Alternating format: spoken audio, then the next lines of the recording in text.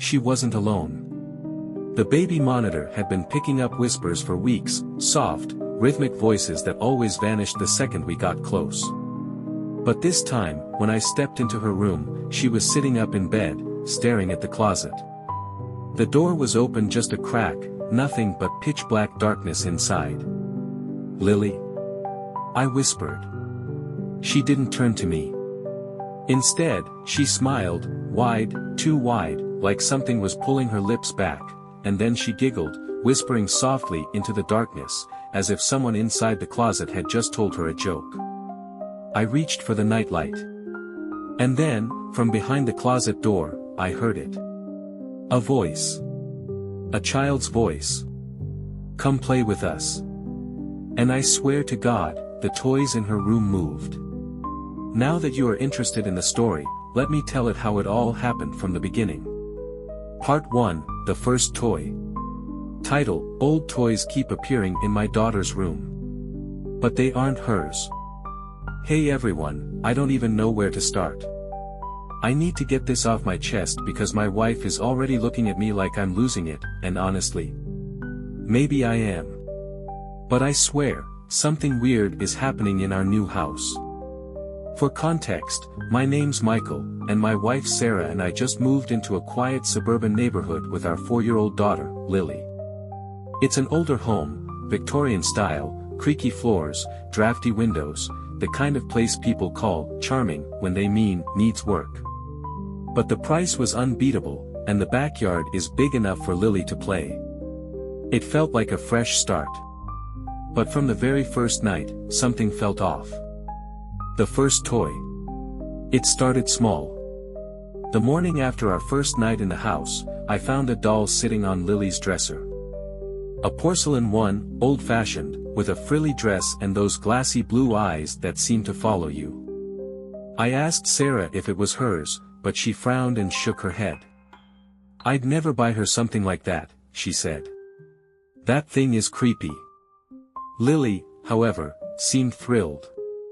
She hugged the doll like an old friend and proudly told me, "Charlie gave it to me." I figured she was talking about an imaginary friend. You know how kids are, new house, new environment, maybe she made one up to cope with the change. But when I picked up the doll, it was ice cold. Like it had been sitting outside all night. I didn't think much of it at the time. We were exhausted from the move, and maybe it had been left behind by the previous owners. No big deal, right? Except that night, I heard footsteps in the hallway. The footsteps.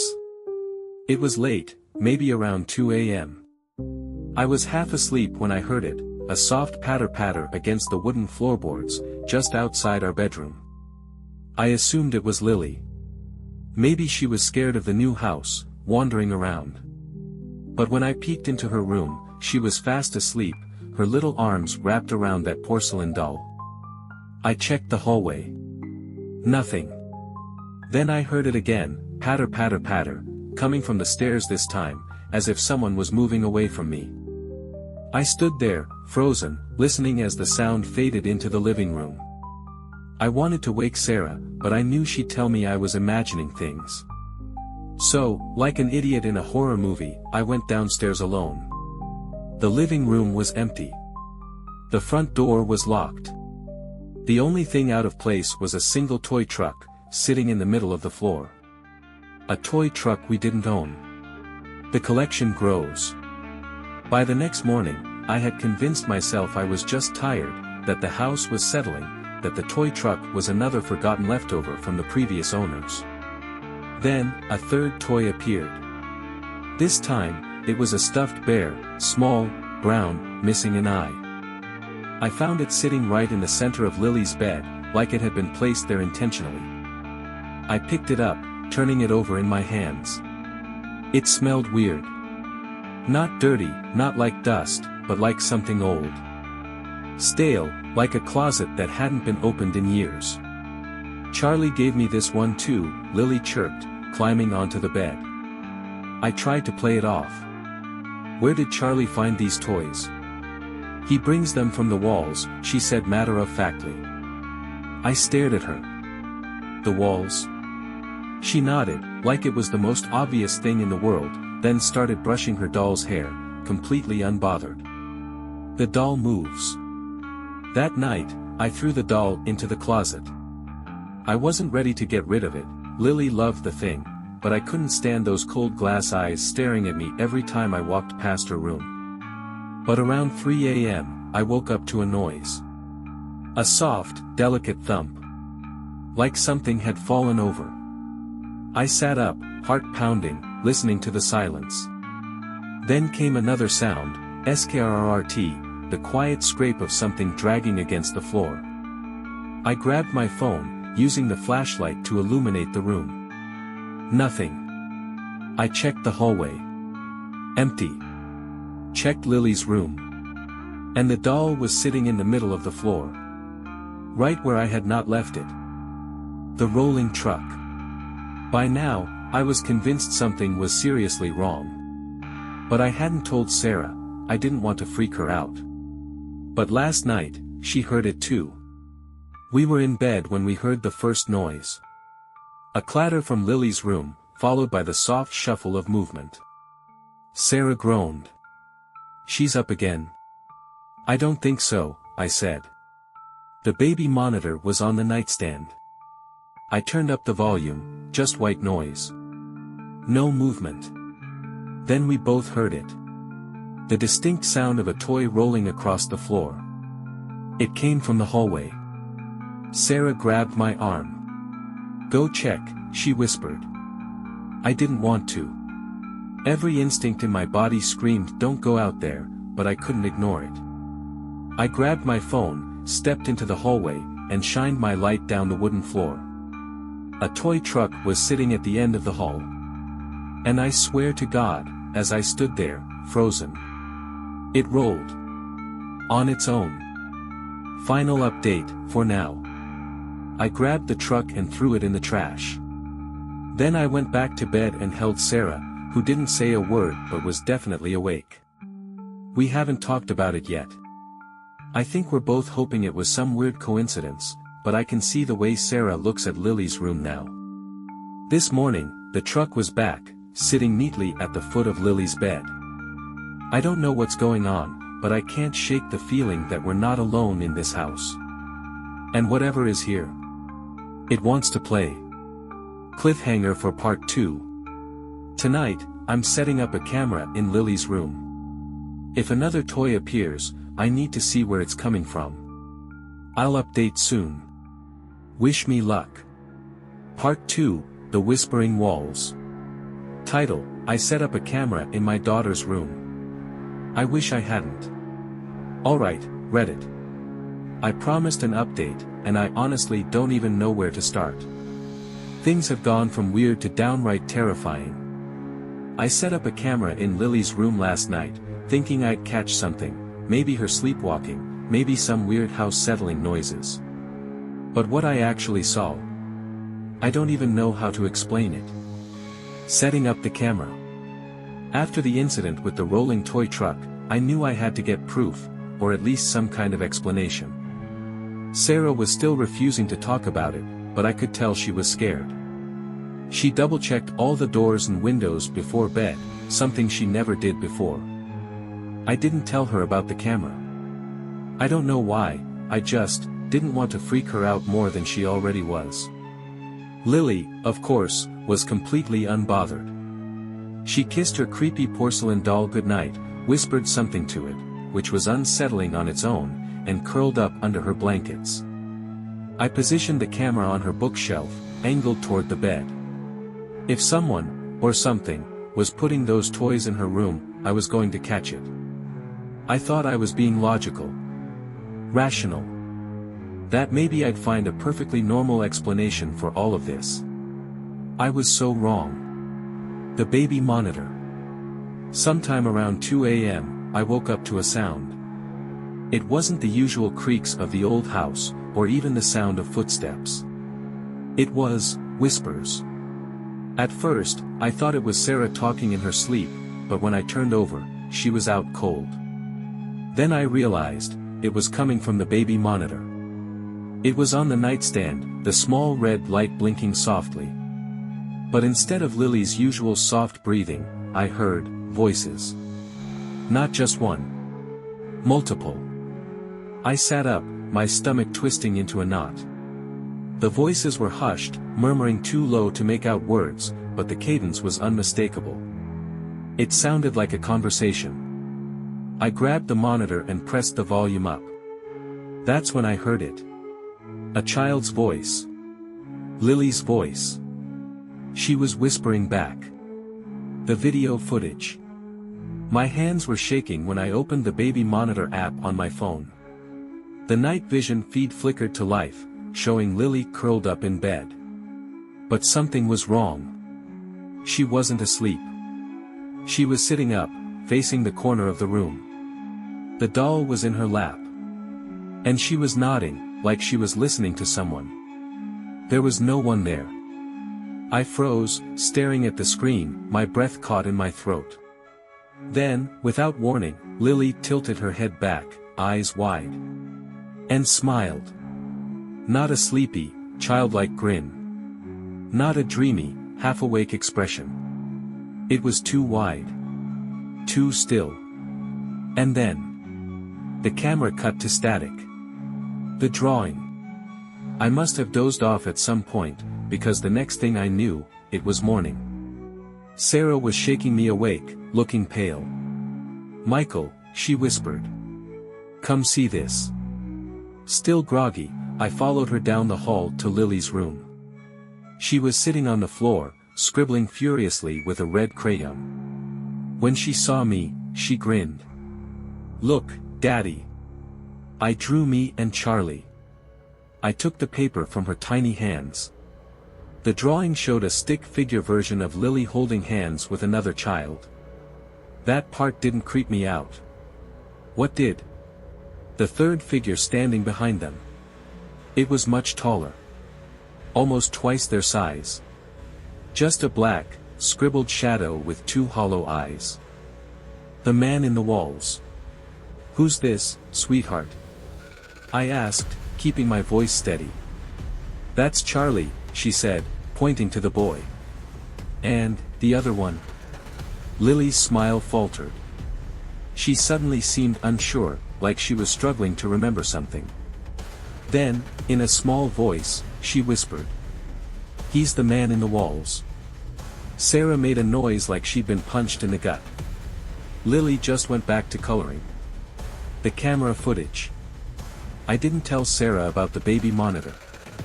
Not yet. But as soon as I had a moment alone, I grabbed my laptop and pulled up the footage from the camera I set up. I fast-forwarded through hours of stillness, looking for movement, anything out of the ordinary. Then, at 2:13 a.m., Lily sat up in bed. Her head turned toward the corner of the room. She spoke, but her voice was too low for the mic to pick up. And then, the toys moved. I nearly threw up when I saw it.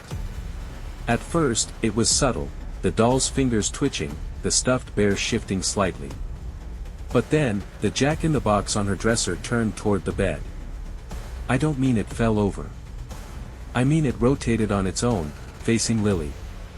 And then, frame by frame, something stepped out of the wall. The shadow. I had to replay it 5 times before I believed what I was seeing. At first, it was just darkness, like a trick of the light, a shifting shadow. But the more I looked, the more I realized. It had legs. Arms. A thin, elongated shape that slipped from the wall like it had always been part of it. It moved toward the bed. Toward Lily. And right before the screen cut to static, Lily turned to it. And smiled. Final update, for now. I don't know what to do. I tried to show Sarah the footage, but when I opened the file again, it was corrupted. Just glitching static. The baby monitor app. Wiped clean. Lily is acting normal today. Happy. Carefree. She doesn't remember anything strange. But the worst part? I checked the walls. And in the corner, where Lily had been staring last night, there were tiny handprints. Cliffhanger for part 3. I'm going to check the attic tonight. The house is old, maybe there's a hidden crawlspace or something. I just have this terrible feeling that whatever's in the walls, it's been waiting for us. Part 3, The Unseen Playmate. Title: Something stepped out of the wall last night. I think it wants my daughter. I didn't sleep last night. I couldn't. Not after what I saw on the camera. Not after finding those handprints on Lily's wall. I tried to tell myself they were just smudges, maybe from old paint or dirt. But deep down, I knew that was a lie. Something is in this house. Something that doesn't belong here. And I think it's getting stronger. The crawl space.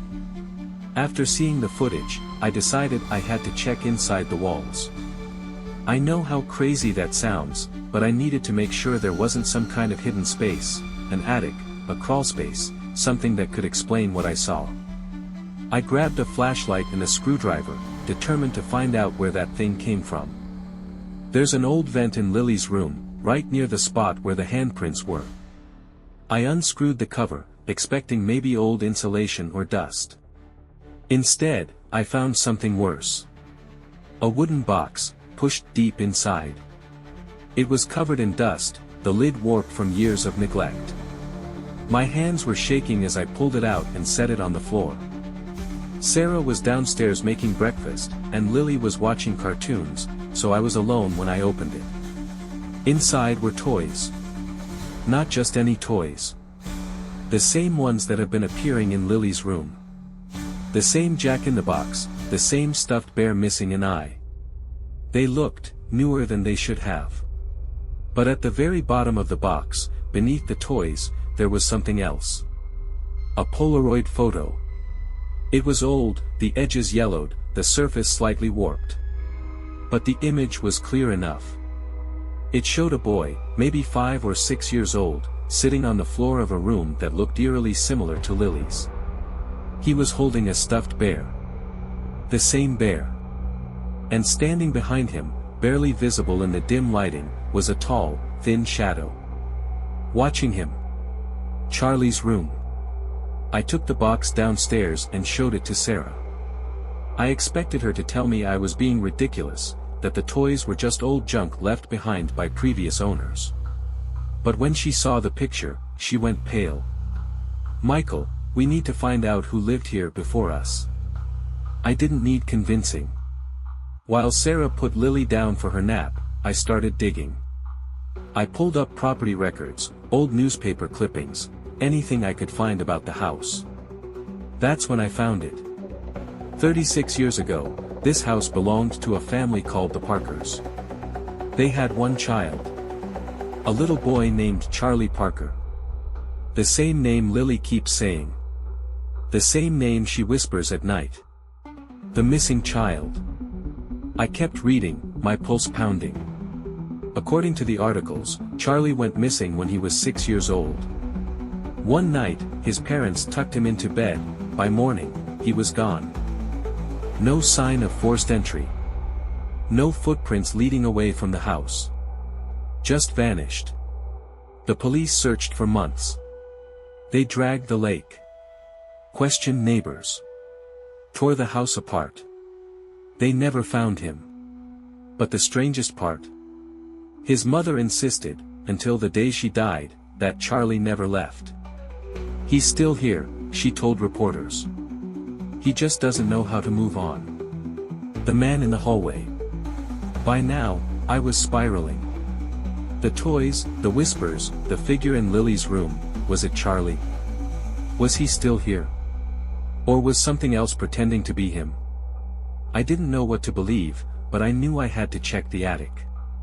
The house was old, and if there were hidden spaces in the walls, maybe Charlie's parents had left something behind.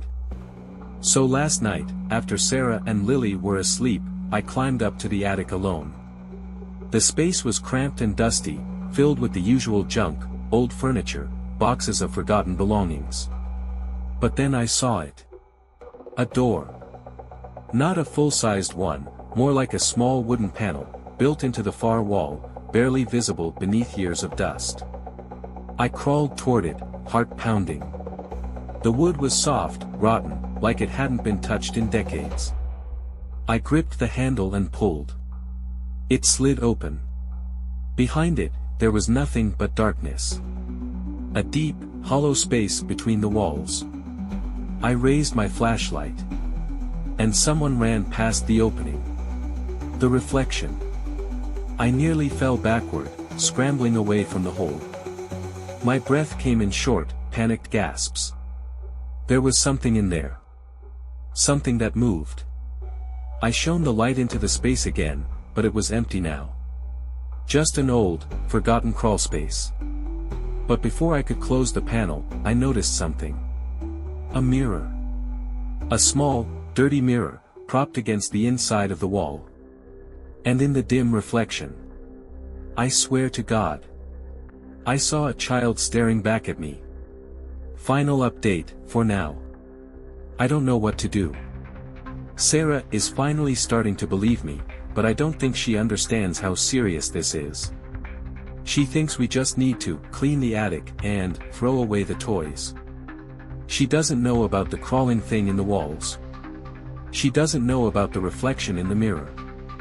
She doesn't know that when I checked Lily's room this morning, she had another new toy. A wooden block, carved with letters. It spells, stay.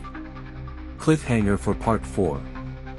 I think Charlie isn't the one leaving these toys anymore. Something else is. Something that doesn't want us to leave. And last night, when I kissed Lily goodnight, she whispered. Charlie says he's scared, Daddy. The bad man is coming. Part 4, Trapped in Time. Title, My daughter says Charlie is scared. But he's not the one I should be afraid of. Okay, Reddit. I didn't sleep last night. Again. Not after finding the mirror in the attic. Not after hearing Lily whisper that the bad man is coming. I thought Charlie was the one haunting our house, the one leaving the toys, the one whispering to Lily in the middle of the night. But now I'm starting to think. Charlie was never the problem.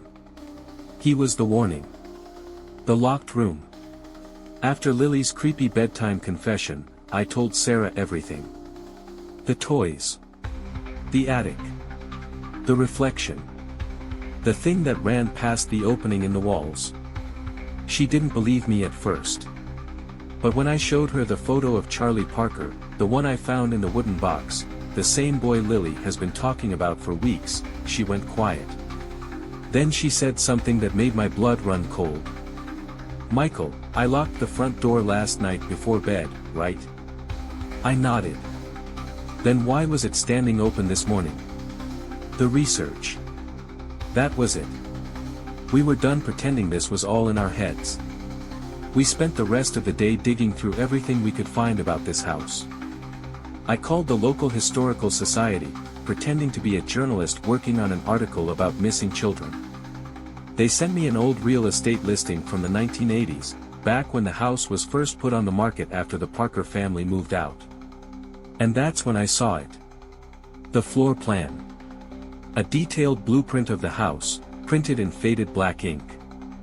I stared at it for a long time, my pulse pounding.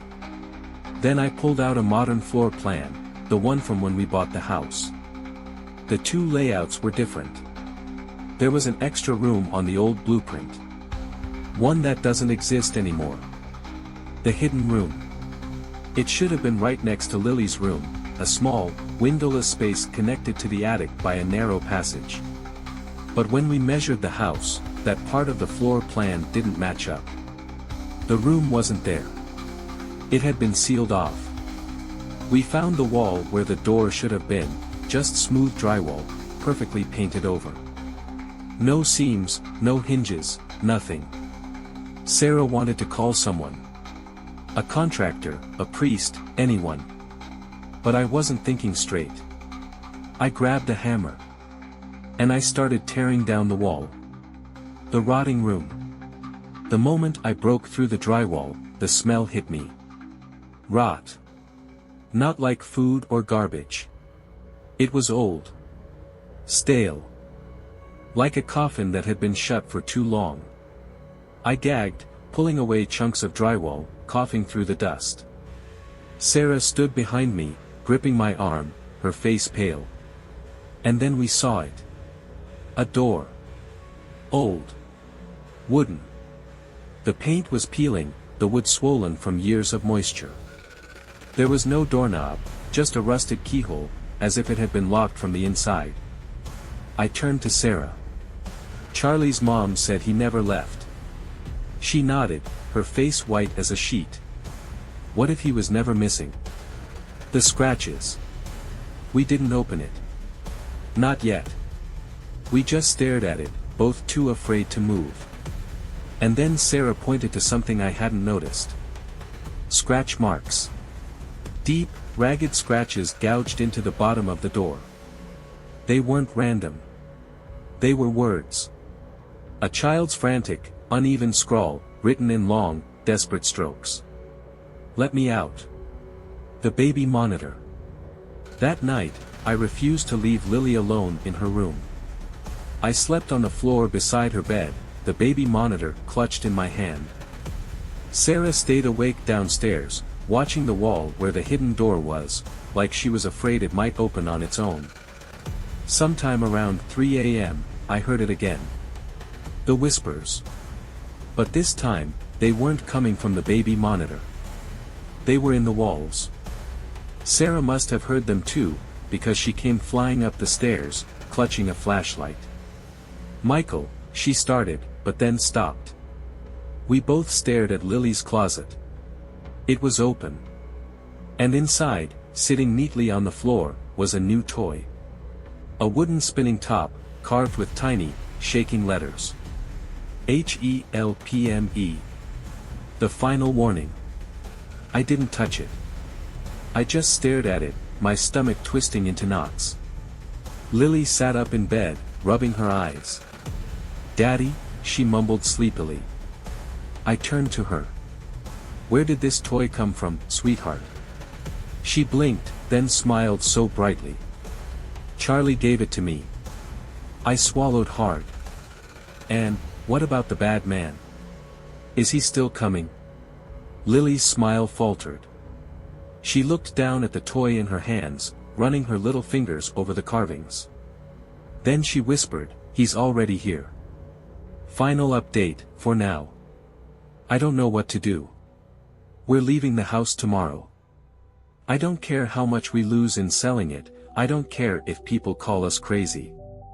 Something is in here with us. Something that isn't Charlie.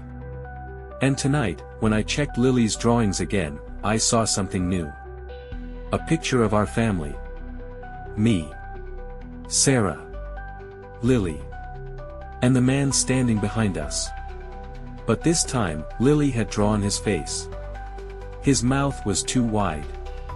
His eyes were just empty holes. And beneath the picture, in large, shaking letters, she had written. Daddy, please don't open the door. Cliffhanger for part 5. I'm not touching that door. I don't care what's behind it. But something wants us to open it. And last night, I swear to God, I heard knocking. Part 5, The Invitation. Title, Something is knocking on the sealed door. I think it wants us to let it out. I don't know how to explain this anymore. I don't even know if it's real, if any of this is really happening or if I've lost my mind. But I know what I heard last night. And I know that whatever is behind that sealed door, whatever Charlie was trying to warn us about. It's awake. And it wants out. The knocking. At 3:12 a.m., the knocking started. It wasn't loud. Not at first. Just a soft, deliberate tapping, like someone gently knocking with their knuckles. Sarah and I both heard it. We were lying in bed, clutching each other, the house dead silent except for that slow, rhythmic sound coming from inside the wall. 3 knocks. A pause. Then 3 more. Sarah squeezed my arm so tight I thought she might draw blood. Michael, she whispered. Don't move. I didn't. I just lay there, counting each knock, feeling my pulse hammer against my ribs. And then, Lily's voice. The sleepwalker. We heard her before we saw her. She was talking in her sleep, mumbling words we couldn't make out. Then, slowly, we watched as she walked past our open bedroom door. Not running. Not skipping. Just walking. Straight down the hall. Straight toward the sealed door. Lily. Sarah hissed, scrambling out of bed. I followed close behind, my heart slamming against my chest. By the time we reached the hallway, Lily was standing right in front of the door, her tiny hand resting on the wood. She was smiling. I grabbed her shoulders and turned her around. Lily, wake up. Wake up. Her eyelids fluttered. She looked at me, confused. Daddy? I let out a shaky breath.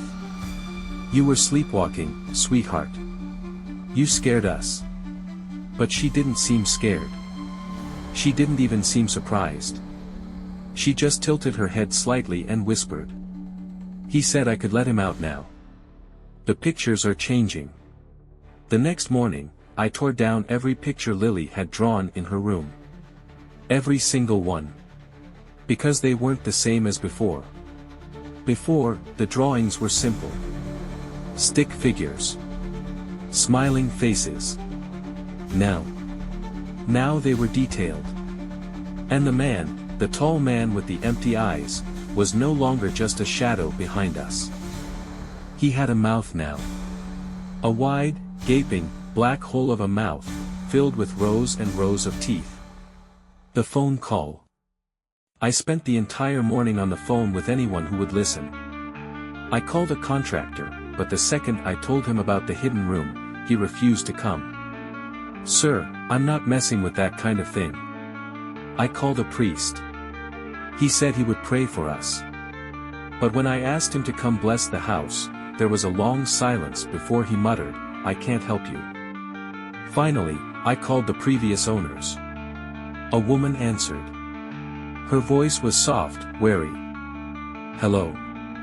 I introduced myself, told her we had moved into her old house. Then I asked the question. Why was that room sealed off? The silence was so long and heavy that I thought she had hung up. Then she said, You found the door. My hands went ice cold. Yes. What's behind it? Her voice shook. You need to leave. Do you understand me? Do not open it. Do not stay in that house. Get your daughter and get out. I gripped the phone. What happened? What did you see? She inhaled sharply, as if trying to steady herself. Then, in a tiny, fragile whisper, she said. We let him out. The doll moves. We started packing. I don't care if we lose money on the house. I don't care if people think we're crazy. We are getting the hell out of here. But then, something happened. I went into Lily's room to grab her things, and I saw it. Her porcelain doll. Sitting in the middle of the floor, facing the closet. Which would have been fine, except I had just put it in a box.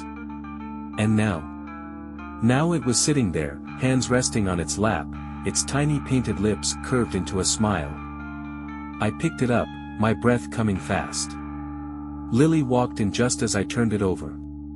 There was something carved into its back. Deep, jagged letters, scratched into the ceramic. One word. Stay. Final update, for now. Sarah wants to burn the house down. I want to leave, but I can't shake the feeling that something won't let us. And tonight, after I tucked Lily into bed, she whispered something that nearly made me collapse. Charlie is gone now, Daddy. I blinked. What do you mean, sweetheart? Her lip trembled. The bad man took him. I swallowed hard. Where did he take him? She hesitated. Then, in a whisper, she said. He went back into the walls. Cliffhanger for part 6. We are leaving tomorrow. But as I write this, I can hear something moving behind the walls. Not knocking. Not whispering. Something crawling. Something laughing. And just now, the baby monitor turned on by itself. A voice whispered through the static. Don't leave.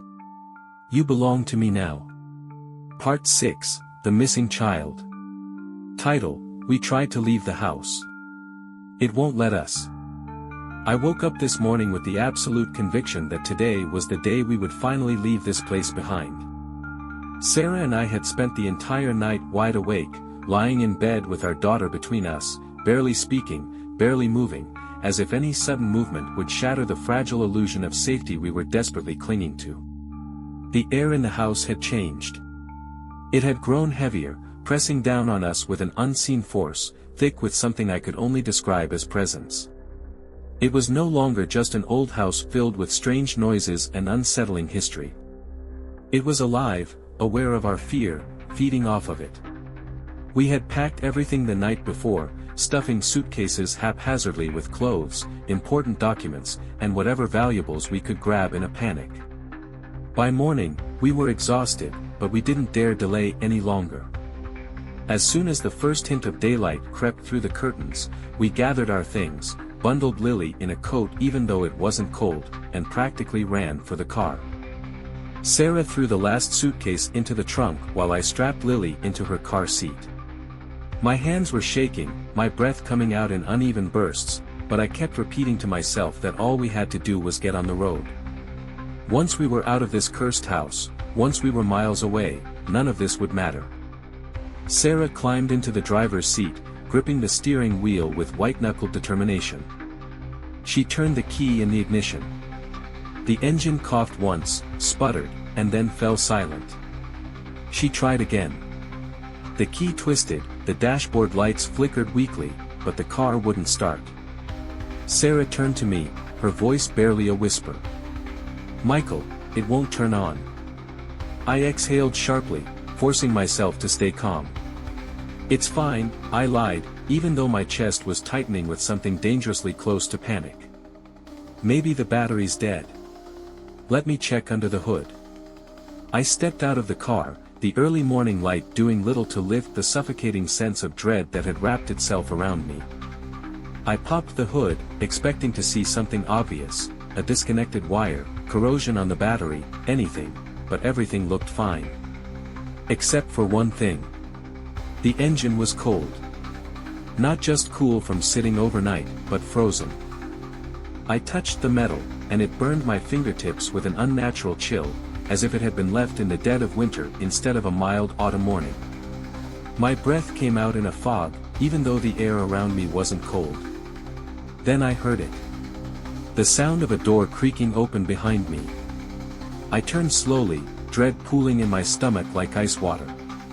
The front door of the house, which I had locked before we came outside, was now standing wide open.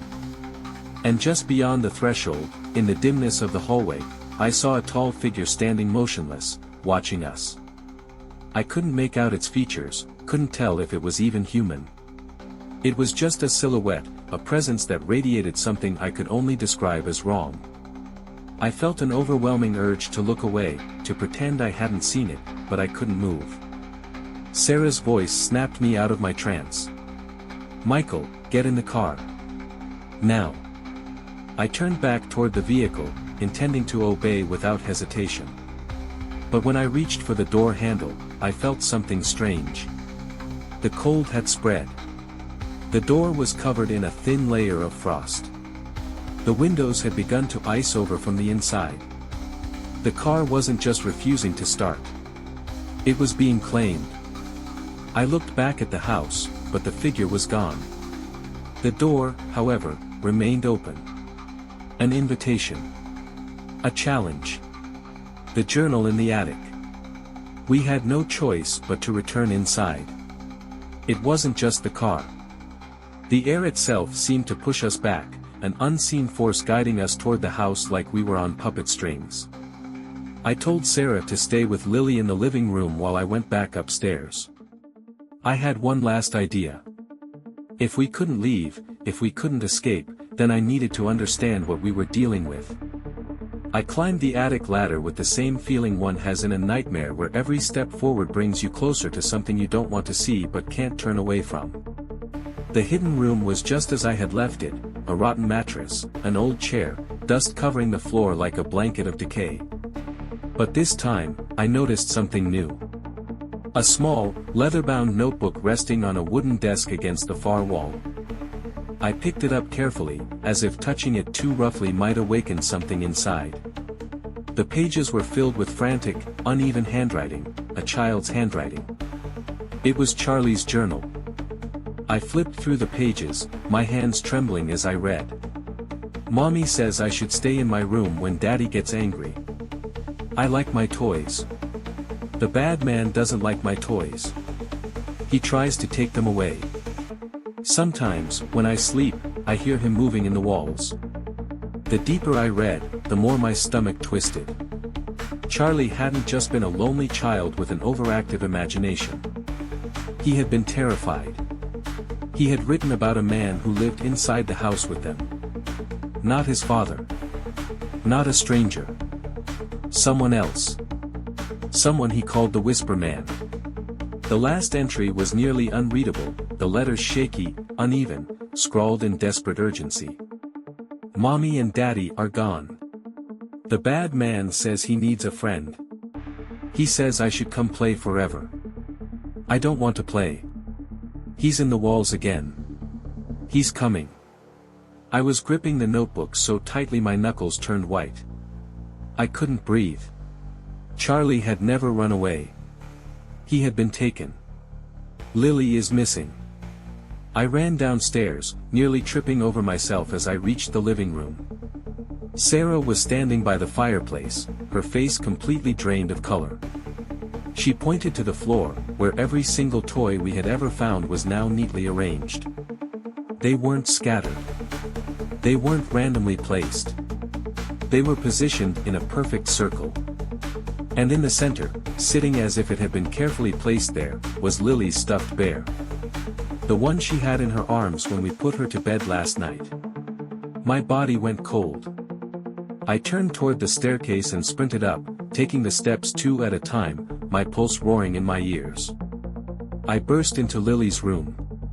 Her bed was empty. The crawling sound. Sarah was behind me in an instant, screaming Lily's name. We tore through the house, searching every corner, every closet, every possible place she could be. But she was gone. Then we heard it. A faint scratching sound. Not from outside. Not from upstairs. From inside the walls. Sarah's breath hitched. Her voice was barely above a whisper. Michael, she said Charlie was taken. I turned to her, my entire body shaking. Yeah. She swallowed hard, gripping my arm. What if she was next? Cliffhanger for part 7. The sounds inside the walls are getting louder. Something is moving inside them. I don't know if it's Lily. I don't know if it's something else. But I do know one thing. I am going to break through that wall. Even if it kills me. Part 7, The Bargain. Title, I found a child's shoe buried in my backyard. The toys moved the moment I touched it. I don't even know how to put into words what happened last night. I feel like my mind is slipping, like whatever has been toying with us for weeks is finally starting to tighten its grip. Every time I try to tell myself it's just stress, just sleep deprivation, something happens that rips that illusion away. I don't think this is just Charlie anymore. And I think, God help me, I think we were never supposed to find him. The house is fighting back. We've been trying to leave. We really have. I can see the fear in Sarah's eyes, the way she double-checks every door and window, the way she clutches Lily tighter every night when she puts her to bed. I think some part of her still believes this is all in our heads, that if we ignore it, it'll go away. But last night, she finally stopped pretending. It started with the doors. We had packed a few bags, only the essentials. I loaded them into the trunk while Sarah got Lily ready. When I turned the key in the ignition, the car sputtered and died. Not just a dead battery. It was something else. Something deeper. The moment the engine cut off, the air inside the car went ice cold, like a winter draft had seeped in through the vents. I checked the dashboard. Frost. That wasn't possible. It was 60 degrees outside. I turned to Sarah, my breath fogging in the air. She was gripping Lily's car seat, her knuckles white. "Michael," she whispered. "Look at the house." I followed her gaze. The front door was wide open. We had locked it. I knew we had locked it. And in the doorway, standing so still it could have been a trick of the shadows, was a figure. Not Lily. Not Sarah. Not me. Just, something. Watching. Then, the toys moved. The dig. I don't remember running back into the house. I don't remember slamming the door shut or dragging Sarah and Lily inside. The next thing I knew, I was in the backyard, shovel in hand, digging into the frozen earth. Because this all started with Charlie. And if I couldn't leave, if this thing wouldn't let us go, then I needed to know what really happened to him. The dirt was hard, but I kept digging, sweat dripping down my back despite the cold. I don't know how long I worked, but eventually, the shovel hit something. Not wood. Not stone. Something soft. I dropped to my knees, brushing away the dirt with trembling hands. And then I saw it. A tiny, rotting shoe. The toys wake up. The moment I touched it, the wind stopped. The house exhaled. Then, from inside, I heard it. A thump. Followed by another. Then a soft, rhythmic skrrt, the unmistakable sound of plastic dragging against wood. I turned slowly. Through the back door, I could see the living room. The toys were moving.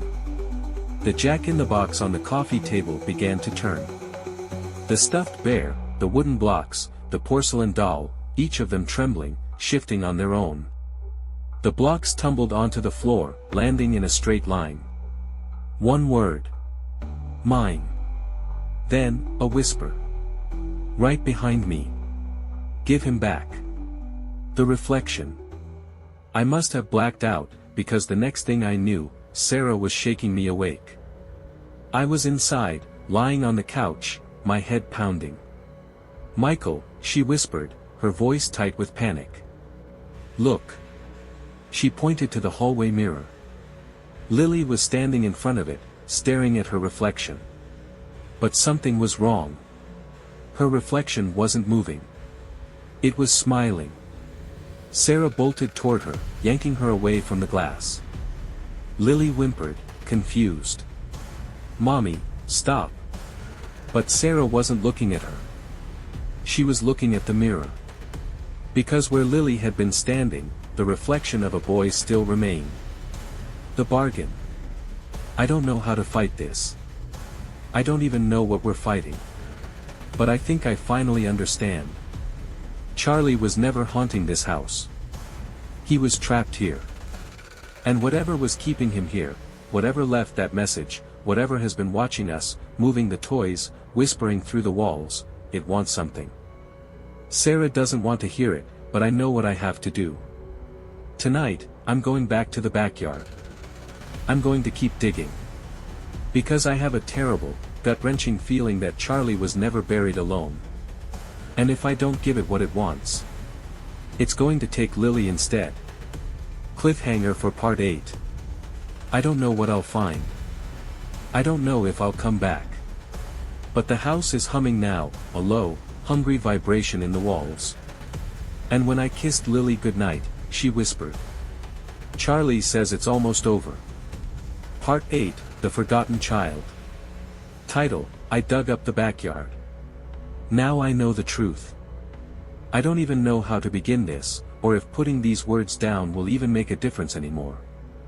I have spent weeks trying to rationalize the impossible, attempting to convince myself that the whispers in the walls were just creaks of an aging house, that the toys moving on their own were the result of misplaced memories, that my daughter's eerie conversations with an unseen friend were just the harmless musings of a child's vivid imagination.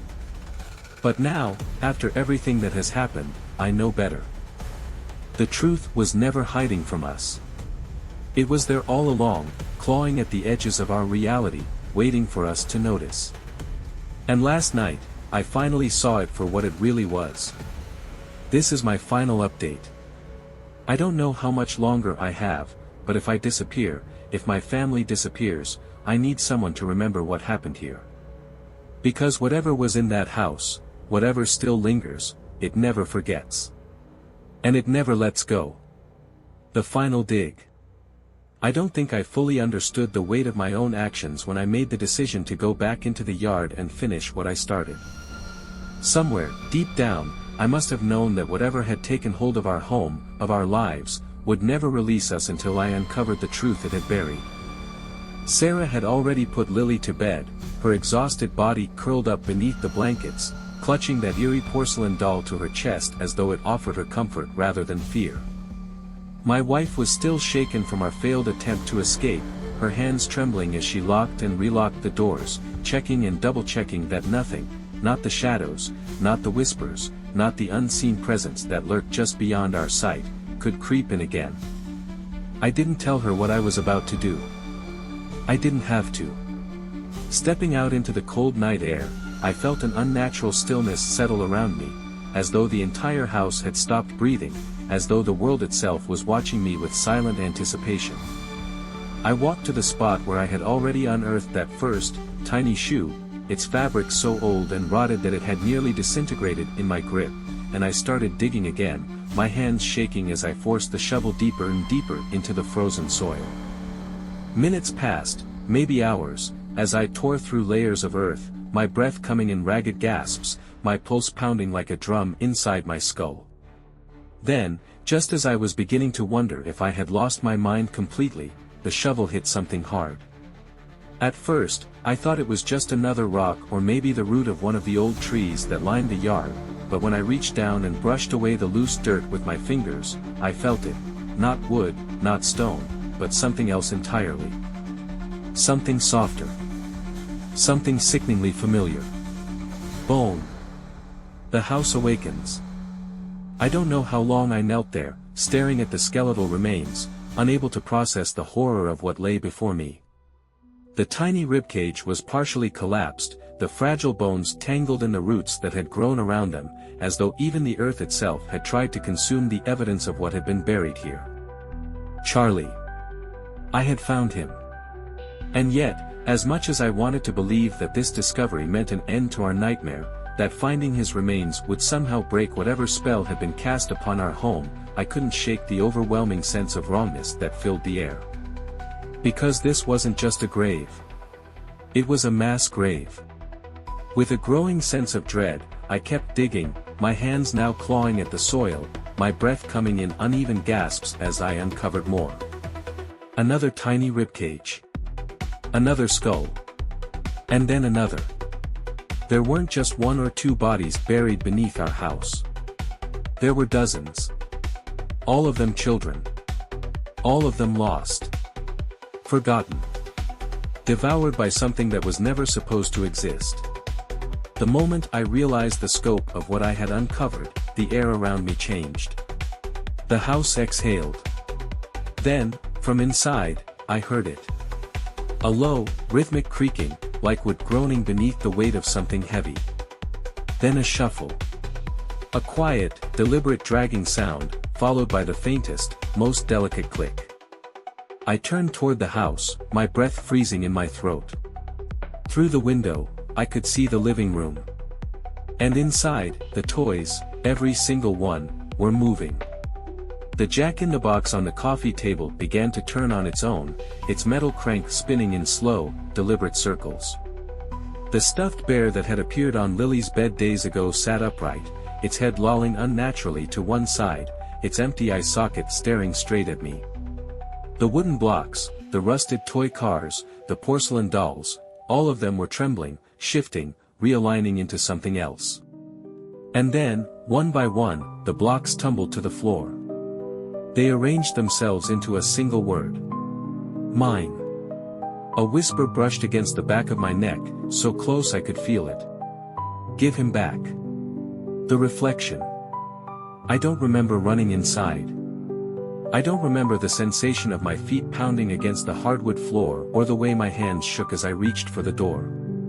But suddenly, I was there, standing in the hallway, staring at the open door of Lily's room. The baby monitor was still on. And through the static, I could hear it. A voice. A child's voice. Not Lily's. Come play with us. I kicked the door open, my heart hammering in my chest. Lily's bed was empty. Her blankets were still warm, but she was gone. And in the center of the room, the toys had been stacked into a tower, a trembling monument to something I could not see. The closet door was slightly ajar. Inside, there was nothing but darkness. Then, a whisper. She's mine now. Final twist, I found you. It's been 3 months since we left that house behind. We moved to a new town, a new home, far away from the nightmare we barely escaped. For the first time in weeks, I finally started to feel safe. Until tonight. Sarah had already put Lily to bed. I was getting ready to turn in myself when I noticed something under her crib. A single toy. A doll with button eyes. My hands trembled as I turned it over. There was something carved into the plastic. 4 words. I found you. Final thought, if you ever hear whispers in the walls, if old toys start appearing where they don't belong, leave. Immediately. Because whatever haunted that house, it never really let us go. Thank you for watching this story to the end. Subscribe to our channel to stay up to date with new stories. I also look forward to your comments, criticisms and suggestions below this video.